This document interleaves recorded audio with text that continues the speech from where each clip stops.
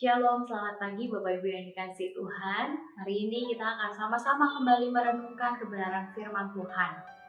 Mari sebelum kita merenungkan firman Tuhan hari ini, saya mau mengajak setiap kita boleh bersatu di dalam doa. Mari kita berdoa bersama. Bapa yang di dalam surga, sungguh kami bersyukur kepadamu ketika Engkau boleh terus menjadi Allah yang begitu baik dalam hidup kami. Allah yang boleh menjadi pribadi yang mengerti, yang memahami, dan selalu memelihara setiap kami. Dalam segala keterbatasan diri kami Tuhan, kami sungguh bersyukur karena anugerah-Mu lah yang boleh memberikan kami, dan boleh memberikan kepada setiap kami keselamatan. Di hari ini Tuhan, kami juga bersyukur ketika Engkau boleh menyapa setiap kami melalui kebenaran firman-Mu. Biarlah setiap kami punya hati yang sungguh rindu untuk boleh memahami kebenaran firman Tuhan, sehingga setiap kami boleh semakin mengenal Engkau sebagai Allah. Dan biarlah kami juga boleh memiliki satu sikap hidup yang boleh menyembah Allah yang benar. Terima kasih Tuhan, kami mau menyerahkan setiap diri kami. Biarlah Engkau yang boleh berbicara kepada setiap kami, pribadi lepas pribadi. Kami serahkan waktu perenungan hari ini di dalam nama-Mu, kami berdoa. Amin. Bapak yang dikasihi Tuhan, hari ini kita akan sama-sama merenungkan satu bagian firman Tuhan dari Lukas pasal yang ke-7 ayat yang ke-36 hingga ayat yang ke-50. Sebuah kisah yang sudah sangat sering kita dengarkan dan sebuah kisah yang sangat-sangat menyentuh hati setiap kita. Bapak yang dikasihi Tuhan, datang pada Yesus kala ada masalah itu adalah hal yang baik, bukan? Karena Tuhan Yesus akan sangat-sangat senang ketika seorang yang dikasihinya boleh datang dalam segala pergumulan kepadanya. Namun yang menjadi perhatian adalah ketika datang pada Yesus hanya jika ada masalah. Ini adalah sebuah hal yang harus digarisbawahi. Datang kepada Yesus hanya ketika ada masalah. Berarti hal ini menunjukkan ketika seseorang tidak ada masalah, dia akan hidup tanpa Yesus. Dia akan hidup tanpa mengingat Yesus. Dia akan hidup tanpa butuh Yesus. Karena itu Bapak Ibu yang dikasihi Tuhan, hal ini harus menjadi satu perhatian penting bagi setiap kita, bahwasannya setiap kita yang dikasihi Tuhan bukan harus berperilaku sedemikian rupa. Kita harus datang kepada Yesus bukan hanya saja ketika ada masalah, tapi harus datang kepada Yesus setiap saat dan setiap waktu. Itu yang sangat-sangat teramat baik, itu sangat-sangat pas di mana Tuhan. Menarik sekali dalam kisah yang telah kita baca ini Bapak Ibu yang dikasihi Tuhan. Ketika seorang perempuan yang dikatakan perempuan berdosa datang kepada Tuhan Yesus, bukan hanya karena dia itu sedang baik-baik saja. Perempuan yang datang pada Tuhan Yesus yang sedang dijamu makan di hadapan orang-orang yang penting kala itu, yaitu orang-orang Farisi.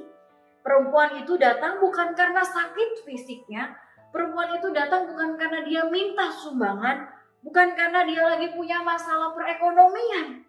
Tetapi perempuan itu datang sambil dia menangis, dia datang bukan dengan kepala yang terangkat, dia datang dengan kepala yang tertunduk kepada Tuhan Yesus. Tapi sekalipun dia datang dengan kepala yang tertunduk, jika kita boleh melihat keseluruhan bagian kisah ini, kita bisa melihat satu tekad hati yang begitu berani dan begitu besar. Kita mengetahui bersama latar belakang kisah daripada orang-orang Yahudi kala itu. Seorang perempuan adalah dikatakan sebagai kalangan orang yang tidak dianggap, kelas yang begitu rendah. Dan menariknya sekali, Lukas menyematkan satu status, bukan namanya, tetapi bagaimana label dirinya yang disebut oleh orang banyak. Dia dikatakan sebagai perempuan berdosa. Sudah perempuan dari kalangan rendah, dan dia dikatakan orang yang berdosa. Memang tidak dikatakan jelas apa sih yang sudah dilakukan oleh perempuan ini. Memang tidak dituliskan secara jelas dosa apa yang telah dia perbuat. Mungkin kita bisa menerkannya sebagai dia orang yang berzina. Dia melakukan dosa yang tidak bisa diampuni kala itu. Walaupun mungkin dia tidak punya konsekuensi dihukum, tapi ternyata dia sudah mendapatkan label sepanjang hidupnya. Perempuan berdosa, dipinggirkan, tak dianggap. Dan kalau dia lewat mungkin orang akan berbisik-bisik, mencibir dirinya. Siapakah dia? Tapi Bapak Ibu Saudara yang dikasihi Tuhan, ketika orang-orang mungkin akan merasa orang ini adalah orang yang pantas dijauhi, orang yang pantas dikucilkan, orang yang pantas diomongin. Tetapi kita melihat bagaimana respon Tuhan Yesus ketika perempuan ini datang kepada dirinya. Kala itu Tuhan Yesus lagi dijamu ya oleh orang yang begitu penting, pemimpin, pemuka agama. Wow, keren banget gitu ya. Tapi menariknya, ketika perempuan ini datang, Tuhan Yesus merespon perempuan ini. Biasanya Bapak Ibu yang dikasihi Tuhan, ketika ada perempuan berdosa yang ada datang, orang pasti udah tahu konsekuensi yang akan diterimanya. Apalagi dia adalah seorang nabi. Dalam ayat yang ke-39 kita bisa lihat bagaimana respon orang-orang Farisi yang melihat Tuhan Yesus kala itu. Dia berkata, jika ia ini nabi, tentu ia tahu siapakah dan orang apakah perempuan yang menjamahnya ini. Tentu tahu bahwa perempuan itu adalah seorang berdosa. Saya yakin Bapak Ibu Saudara sekalian, Tuhan Yesus sangat mengetahui konsekuensi apa yang akan dia dapatkan ketika dia merespon perempuan ini bukan dengan penolakan tetapi penerimaan. Ya, Tuhan Yesus menerima perlakuan dari orang berdosa ini. Dia membiarkan kakinya yang kotor, yang belum dibasuh oleh Simon. Dia membiarkan kakinya diseka oleh rambut perempuan ini dan dituangkan minyak wangi yang kala itu mahal harganya. Apalagi sebagai orang yang kelas rendah, tidak mudah untuk mengumpulkan uang untuk membeli minyak wangi, dan dia menggunakan semua minyak wangi yang ada di buli-bulinya itu. Wow. Bapak Saudara sekalian, kala itu kalau orang terhormat datang ya ke rumah orang Yahudi, dia akan mendapatkan perlakuan yang begitu hebat, yang begitu terhormat. Makanya dikatakan Tuhan Yesus menjabarkan kepada Simon, kamu tidak kasih saya air untuk membasuh kaki. Bahkan kamu tidak membasuh kaki saya. Kamu juga tidak mencium saya dengan ciuman penghormatan atau ciuman persaudaraan. Kamu juga tidak meminyaki kepala saya. Tetapi lihatlah perempuan ini, dia melakukan semuanya itu. Ibu yang dikasihi Tuhan, kita bisa melihat dari 3 tokoh yang ada, Tuhan Yesus, Simon, dan perempuan berdosa. Dan kita bisa melihat dari 2 orang ini, satu orang yang ternama, orang yang berkelas, orang yang terhormat, tetapi satunya lagi adalah orang yang rendah. Namanya pun gak disebutkan, gak ada cakapnya di sini. Tapi bagaimana perbuatan nyatanya itu dituliskan secara detail. Apa yang kita bisa pelajari Bapak Ibu yang dikasihi Tuhan? Bapak Ibu, saya yakin ketika perempuan berdosa ini harus mengumpulkan keberanian untuk bisa masuk ke rumah orang Farisi, mencari Yesus, dan datang di tengah-tengah orang-orang banyak. Saya yakin dia tahu konsekuensi yang dia juga akan miliki. Dia tahu apa yang akan dia dapatkan nantinya. Dan orang-orang akan terus mencibir dirinya, menganggap tidak tahu dirikah kamu. Tapi di tengah semua konsekuensi yang dia sudah pikirkan, dia membulatkan tekad dan hatinya untuk tetap saya mau datang pada Yesus.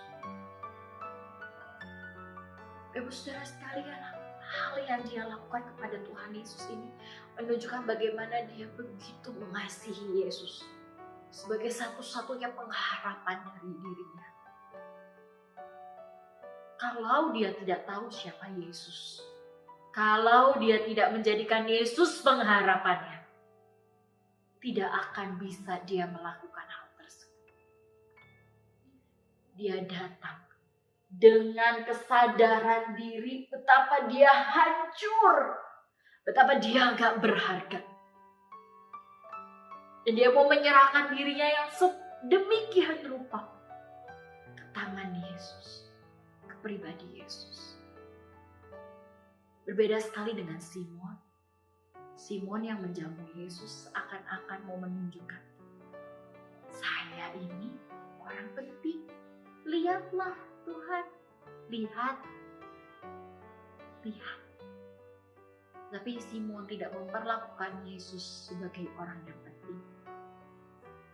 Bapak Ibu yang dikasihi Tuhan, seperti siapakah kita? Seperti siapakah kita ketika kita datang kepada Tuhan Yesus? Seperti siapakah kita ketika kita memberikan diri kita kepada Tuhan Yesus? Seperti siapakah kita ketika kita memberikan pelayanan kita, persembahan kita? Seperti siapakah kita ketika kita melayani dan mengenal Tuhan Yesus? Adakah hati kita selalu sadar betapa kita ini berdosa dan tidak layak, rapuh, tetapi kita dipulihkan oleh Yesus? Kiranya setiap kita terus boleh mengingat kebenaran firman Tuhan ini. Perempuan ini datang dengan kesungguhan hatinya kepada Yesus yang adalah pengharapan bagi dirinya. Dan dia memiliki satu respon sikap hidup yang sungguh-sungguh tersungkur di hadapan Tuhan. Karena dia mengenal Yesus. Karena Yesuslah harapan hidupnya. Kiranya setiap kita terus boleh diingatkan agar setiap kita punya hati yang sadar diri, yang bersyukur untuk pengampunan yang Tuhan sudah beri, dan kita mau belajar untuk memberikan yang terbaik kepada Tuhan Yesus. Mari kita berdoa. Tuhan, ampunilah kami kalau kami seringkali menganggap diri kami itu baik-baik saja. Ampunilah kami kalau kami selalu menganggap diri kami ini lebih baik dari orang lain. Ampunilah kami Tuhan kalau kami sering merasa diri kami ini patut dibanggakan. Ampunilah kami Tuhan kalau kami gak tahu diuntung, gak tahu terima kasih untuk semua perbuatan yang Engkau berikan buat kami. Tuhan, kami sungguh malu kalau ternyata kami gak sungguh-sungguh mengasihi Tuhan. Kami selalu menganggap diri kami cukup baik, sangat baik. Tuhan, ampunilah kami. Biarlah kami punya hati sebagai perempuan yang datang dengan kesungguhan hati kepada Tuhan Yesus. Yang sadar akan siapa Engkau. Dan yang terus hidup untuk Engkau. Kiranya Tuhan yang boleh memberkati setiap kami dan menuntun setiap kami. Kami serahkan hidup kami ke dalam tangan-Mu Tuhan. Biarlah Engkau yang boleh memelihara kami dan menopang hidup kami. Mampukan kami untuk hidup di dalam-Mu selalu. Ini doa kami Tuhan. Di dalam nama Tuhan Yesus kami berdoa. Amin. Selamat pagi, Tuhan Yesus memberkati setiap kita sekalian.